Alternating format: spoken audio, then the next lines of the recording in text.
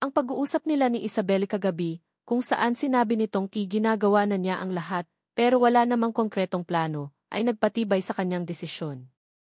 Kung may tutulong kay Marco, dapat siya iyon.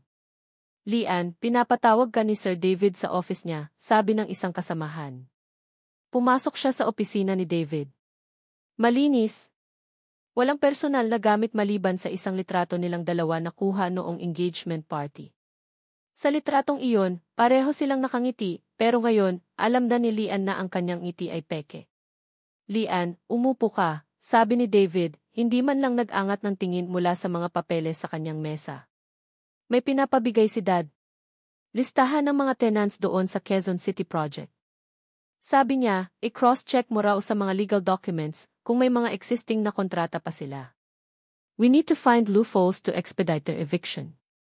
Napahigpit ang hawak ni Lian sa kanyang palda. Loopholes. Expedite eviction. Ang mga salita ay tila mga sundang. David, napag-isipan mo na ba to? Mga tao iyon. May mga pamilya, mga negosyo na itinayo nila buong buhay nila. Sa wakas, nag-angat ng tingin si David, ang kanyang mukha ay puno ng pagkainis. Lian, ano ba nang sinasabi mo? This is business. Hindi ito charity. At saka, this project is very important for my father. For me. Para sa atin. Akala ko ba naiintindihan mo iyon? Pero hindi ba pwedeng bigyan sila ng mas magandang relocation package? O mas mahabang panahon? Para ano? Para magkaroon sila ng oras na mag-organisa at mag-file ng kaso laban sa atin. Tumawa si David. Lian, just do your job. You're the vice secretary. That's your role. Hayaan mo na sa amin ang mga malalaking desisyon. You're the vice secretary. That's your role. Ang mga salitang iyon ay sumampal sa kanya ng mas malakas pa kaysa sa isang tunay na sampal. Iyon lang ba siya? Isang sekretarya? Isang kasangkapan? Tumango siya, ngunit sa loob niya, isang bagay ang nabali. Isang bagay ang namatay. Kinagabihan, ginawa niya ang isang bagay na hindi niya kailanman inakalang gagawin niya. Bumalik siya sa opisina nang wala ng tao.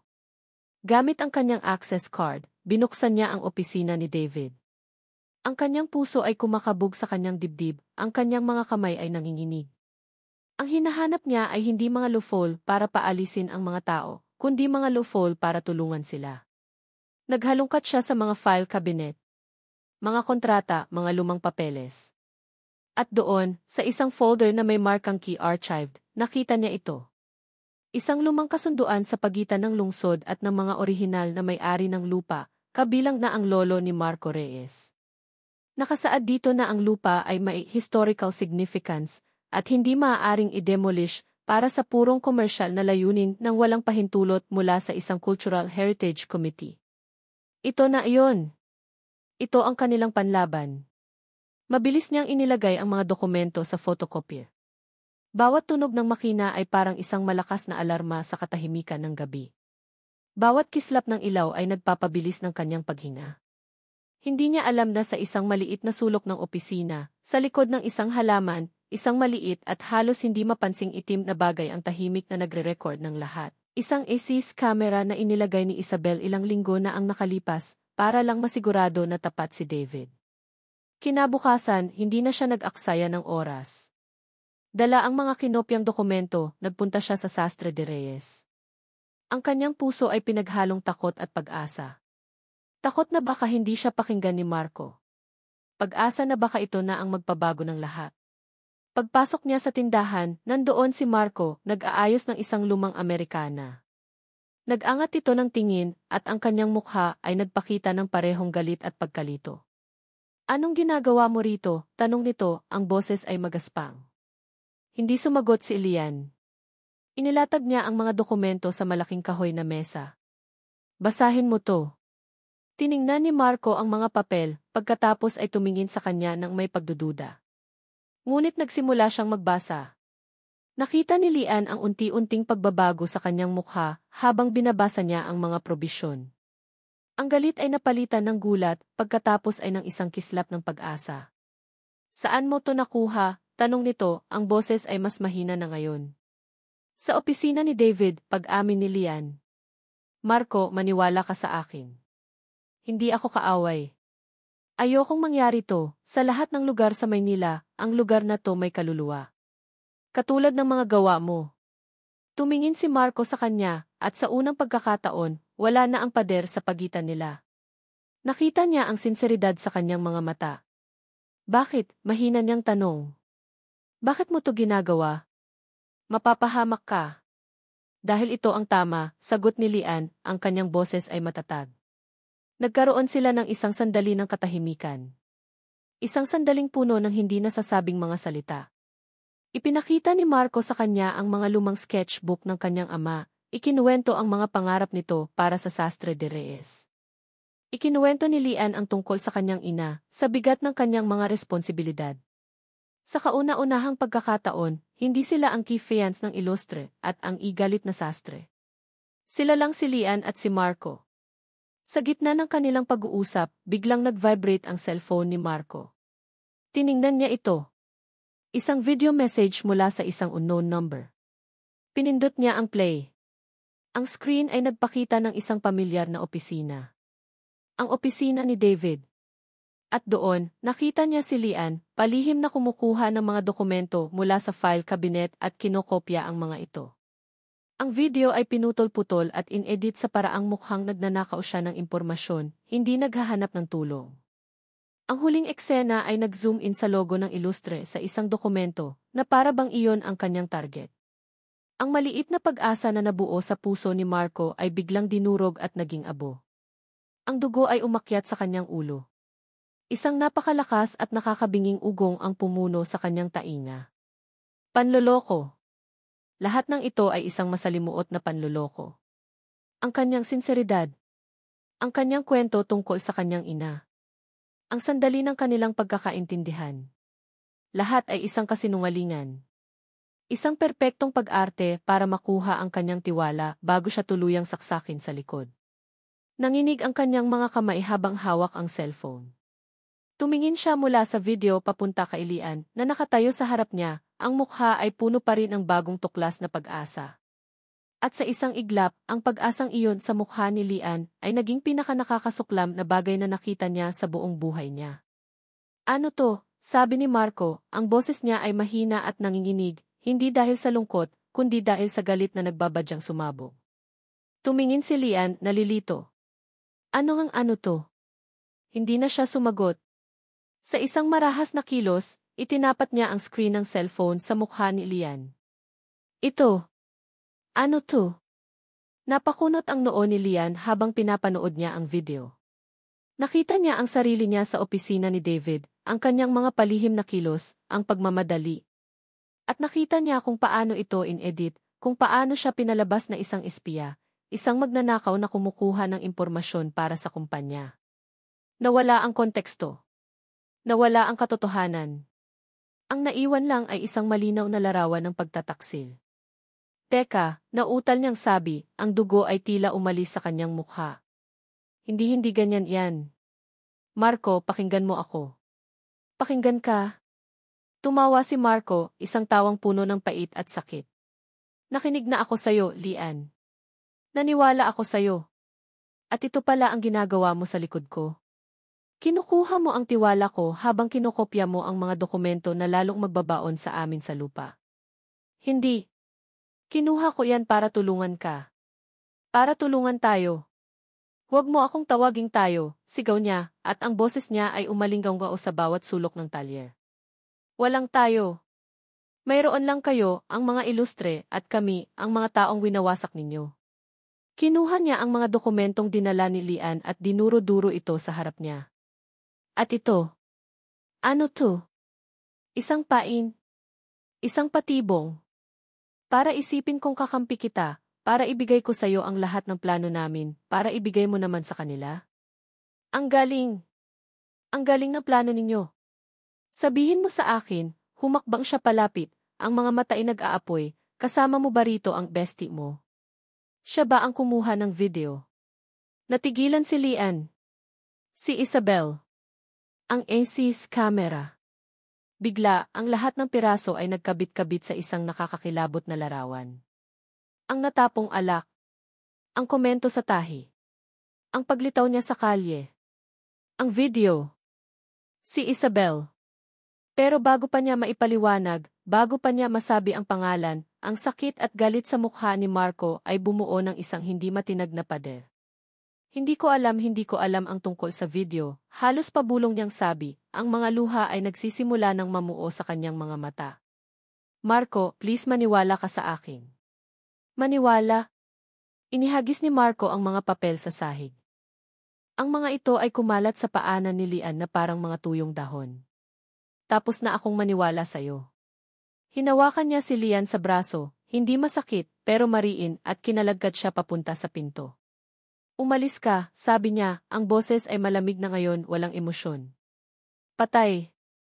Umalis ka sa pamamahay ko. Sa buhay namin.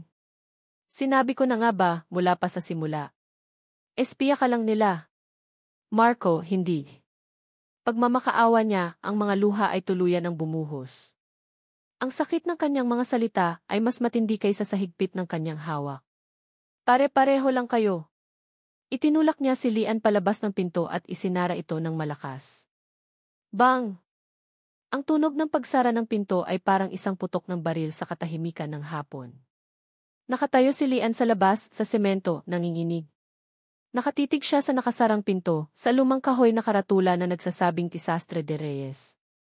Ang lugar na nagbigay sa kanya ng pag-asa kanina lang ay siya na ngayong simbolo ng kanyang kabiguan. Tinaas niya ang kanyang kamay para kumatok, pero ibinaba rin niya ito. Anong sasabihin niya? Paano niya ipapaliwanag ang isang bagay na kahit siya ay ngayon lang naiintindihan? Ang sakit ay napakalaki na para bang may pumunit sa kanyang dibdib. Hindi lang dahil sa galit ni Marco, kundi dahil sa katotohanang nilinlang siya ng taong pinagkatiwalaan niya. At sa pagtatangkang itama ang isang pagkakamali, gumawa siya ng isa pang mas malaki. Inilagay niya ang kanyang buong tiwala, ang kanyang reputasyon, ang kanyang puso sa isang desisyon. At ngayon, nawala ang lahat. Nawala ang tiwala ni Marco. Nawala ang pagkakaibigan nila ni Isabelle. At higit sa lahat, nawala ang bahagi ng kanyang sarili na naniniwalang kaya niyang baguhin ang mga bagay para sa kabutihan.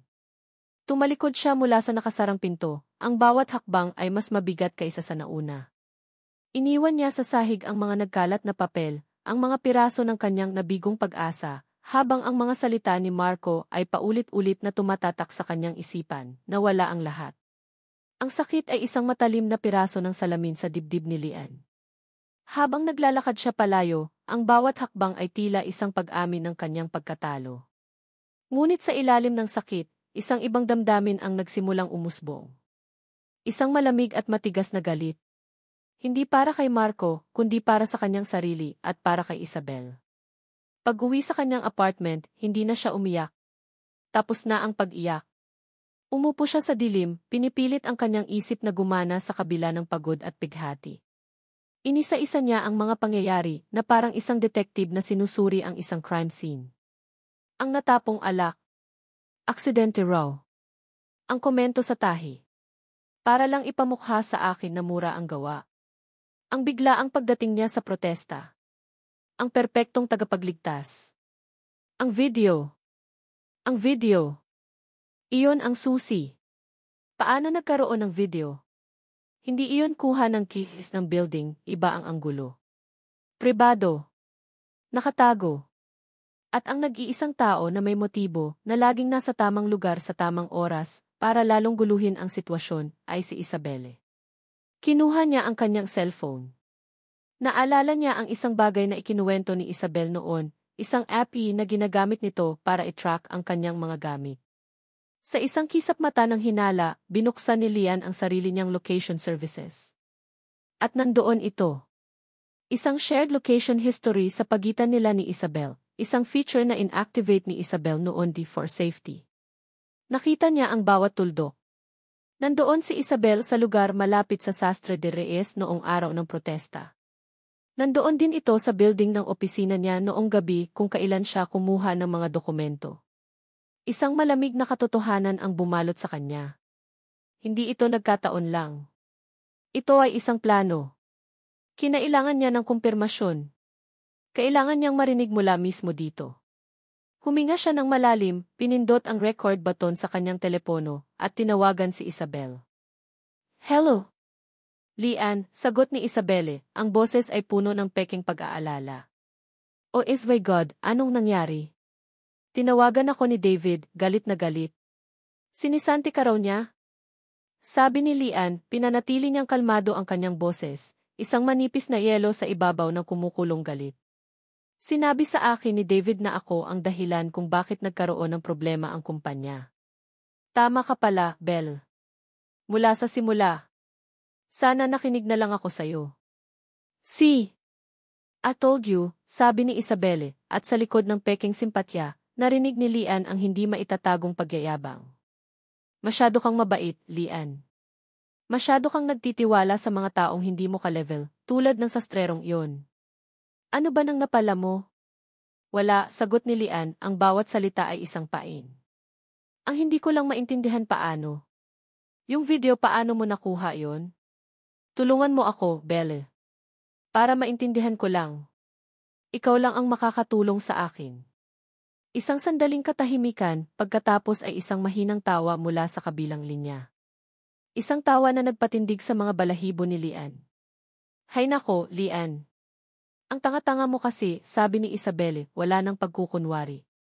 Of course, I have Jimmy ways. You think I'd let some low-life secretary just walk in and take everything that should have been mine? Si David. Ang posisyon sa pamilya. Lahat yan. You never deserved any of it, ako dapat yon. Ako. Salamat, Belle, malamig na sabi ni Lian. Malinaw na ang lahat. Bago pa makasagot si Isabelle, ibinaba na niya ang tawag. Pinatay niya ang recording. Hawak na niya ang ebidensya. Hawak na niya ang espada. Sa loob ng Sastre de Reyes, ang hangin ay mabigat sa amoy ng alikabok at sama ng loob. Itinapon ni Marco ang kanyang sarili sa trabaho, pero ang kanyang mga kamay ay gumagalaw ng walang puso. Ang imahe ni Lian, ang kanyang mga matang puno ng luha, habang itinutulak niya ito palabas, ay nakatatak sa kanyang isipan. Ang galit niya ay nagsisilbing pananggalang, pero sa ilalim nito, naroon ang isang pamilyar na kirot, ang sakit ng pag-iisa. Napatingin siya sa mga dokumentong nagkalat pa rin sa sahig.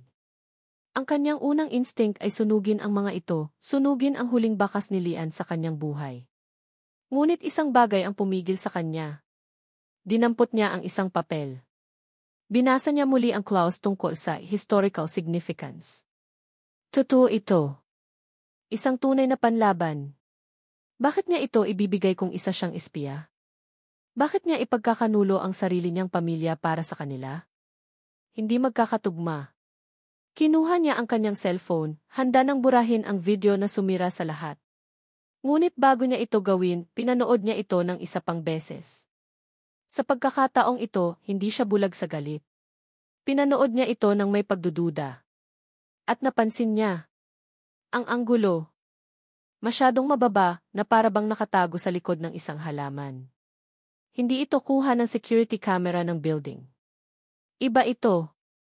Ito ay sinadya. Biglang bumalik sa kanyang isipan ang eksena sa kalye. Si Isabelle, na biglang sumulpot na parang isang anghel na tagapagligtas. Ang matamis nitong ngiti habang ipinagtatanggol si Lian at pinalalabas siyang kontrabida. Ang galing ng palabas. Nagsimulang magkabit-kabit ang lahat. Ang babaeng iyon. Hindi si Lian. Isang malamig na hiya ang gumapang sa kanyang sistema, mas masakit kaysa sa galit. Siya ang tanga. Siya ang nagpadala sa emosyon. Itinulak niya palayo ang nag-iisang taong totoong tumutulong sa kanya. Kailangan niya itong hanapin. Kailangan niyang humingi ng tawad. Kailangan niyang itama ang kanyang pagkakamali. Ang lugar kung saan dating nakatayo ang mga maliliit na tindahan ay isa na ngayong malawak na lote na napapalibutan ng mga puting tolda. May mga politiko, may media, may mga tsampag. Ito ang araw ng tagumpay para sa Ilustre Land Development Corporation. Nakatayo si Don Ricardo Ilustre sa entablado, ang kanyang mukha ay nagliliwanag sa tagumpay. Ngayon, tinatanggal natin ang luma para bigyang daan ang bago, deklara niya. Ito ang progreso. Nasa gilid ng mga manonood si Marco. Hindi para magprotesta. Naroon siya para hanapin si Lian. Ngunit wala siya. Sa tabi ni Don Ricardo, nakatayo si David, mukhang hindi komportable. Sa isehi section, nakita niya si Isabel, nakangiti na parang siya ang reyna ng gabi. At biglang, sa gitna ng palakpakan, isang katahimikan ang namayani. Si Aliana de la Cruz ay naglalakad papunta sa entablado. Hindi siya tumatakbo. Ang kanyang bawat hakbang ay kalmado at may bigat. Sinubukan siyang harangin ng security, pero tiningnan niya sila sa mata, at sa hindi maipaliwanag na dahilan, sila inapaatras. Umakyat siya sa entablado at kinuha ang isa pang mikropono. Nanlaki ang mga mata ni Don Ricardo. Si David ay namutla. Si Isabel ay natigilan. Magandang hapon po, sabi ni Lian, ang kanyang boses ay malinaw at matatag, umalingaw sa buong lugar. Ang pangalan ko po ay Aliana de la Cruz. Hanggang kahapon, ako po ang Executive Secretary at Finance ni David Illustre. Isang bulungan ang kumalat sa mga manonood. Nandito po ako para itama ang ilang kasinungalingan, patuloy niya. Itinaas niya ang kanyang cellphone at idinikit sa mikropono. At ang boses ni Isabel ang umalinggaw. Hay nako, Lian. Ang tanga-tanga mo kasi. You never deserved any of it, ako dapat yon. Ako. Napatayo si Isabelle, ang mukha ay puno ng takot. Ang lahat ng mata ay napunta sa kanya. Sinubukan niyang tumakbo, pero hinarangan na siya ng media. Pero hindi lang po ito tungkol sa isang personal na pagtataksil, sabi ni Lian, ang kanyang boses ay mas lalong tumatag. Ipinakita niya ang mga dokumentong hawak niya. Ito po ay tungkol sa isang corporate na panloloko. Ang proyektong ito ay iligal. Ipinabasa niya ang probisyon tungkol sa historical significance ng lupa. Pagkatapos, huminga siya ng malalim para sa huling, pinakamatinding dago. Tumingin siya sa mga manonood at ang kanyang mga mata ay naghanap hanggang sa natagpuan nito ang mga mata ni Marco. At hindi po ito ang unang pagkakataon na ang pamilyang Illustre ay sumira ng ibang pamilya para sa kanilang kita, sabi niya, nakatitig pa rin kay Marco. Ilang taon na ang nakalipas, ginawa rin ito ni Don Ricardo Illustre sa isang maliit na kumpanya ng tela na naging dahilan ng pagkasira ng buhay at pagkamatay ng may-ari nito. Ang pangalan po ng pamilyang iyon ay Reyes. Kung ang pagsabog ng boses ni Isabelle ay isang bomba, ito ay isang lindol. Napatulala si Marco. Ang sikreto ng kanyang pamilya. Ang sakit na kinimkim niya ng napakatagal. Inilantad sa publiko, ipinagtanggol ang babaeng itinakwil niya. Isinakripisyo niya ang lahat. Para sa akin.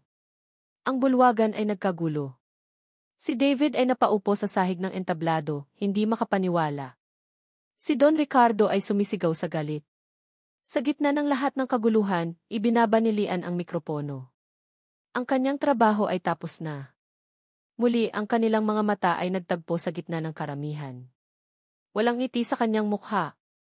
Tanging pagod at isang malalim na kalungkutan. Isang butil ng luha ang pumatak mula sa kanyang mata. Pagkatapos, tumalikod siya at nagsimulang maglakad palayo, papalubog sa kaguluhan, papalayo sa entablado, papalayo kay Marco. Iniwan niya ang isang winasak na imperyo at isang lalaking nakatayo roon, durog ang puso, hindi dahil sa galit, kundi dahil sa pagsisisi. Lumipas ang 3 buwan. Ang iskandalo ng Illustre ay naging paboritong pagkukwentuhan sa mga coffee shop at news programs, at pagkatapos, tulad ng lahat ng balita, dahan-dahan itong humupa. Ang proyekto sa Quezon City ay nasuspinde habang isinasagawa ang investigasyon. Ang pangalan ni Don Ricardo ay nadungisan, ang kumpanya ay nalugi. Ang pangalan ni Isabelle ay naging kasing kahulugan ng pagtataksil. At si Aliana de la Cruz ay naglaho na parang bula. Para kay Marco, ang 3 buwan na iyon ay isang mahabang panahon ng katahimikan. Ang Sastre de Reyes ay nakatayo pa rin, ang lumang karatula nito ay isang tahimik na simbolo ng tagumpay. Ang mga kapitbahay niya, si Mang Tonyo at Aling Flor, ay bumalik sa kanilang mga tindahan. Ngunit ang tagumpay ay mailasang abo sa bibig ni Marco. Bawat araw, habang nagtatahi siya, ang tunog ng makina ay isang paalala. Isang paalala ng kanyang kamangmangan. Isang paalala ng babaeng isinakripisyo ang lahat para sa kanya, para sa alaala ng kanyang ama, at ang tanging isinukli niya ay masasakit na salita at isang nakasarang pinto. Maraming beses niyang sinubukang hanapin si Lian. Nagpunta siya sa dati nitong apartment, pero wala na ito. Tinanong niya ang mga dati nitong katrabaho, ngunit walang nakakaalam kung nasaan siya. Nag-iwan siya ng mensahe sa cellphone nito, mga mensaheng puno ng paghingi ng tawad, ngunit hindi ito sumasagot. Nagbago si Marco. Ang galit na dating laging kumukulo sa ilalim ng kanyang balat ay napalitan ng isang malalim na kalmadong pagsisisi. Ang pait ay napalitan ng pag-unawa. Natutunan niyang patawarin ang mga ilustre, hindi para sa kanila, kundi para sa sarili niya. Ngunit ang pinakamahirap ay ang patawarin ang kanyang sarili. Isang hapon, habang nag-aayos siya ng mga lumang tela, isang pamilyar na customer ang pumasok. Si Tita Lorna, ang matandang admin na unang nagpadala kay Lian sa kanya.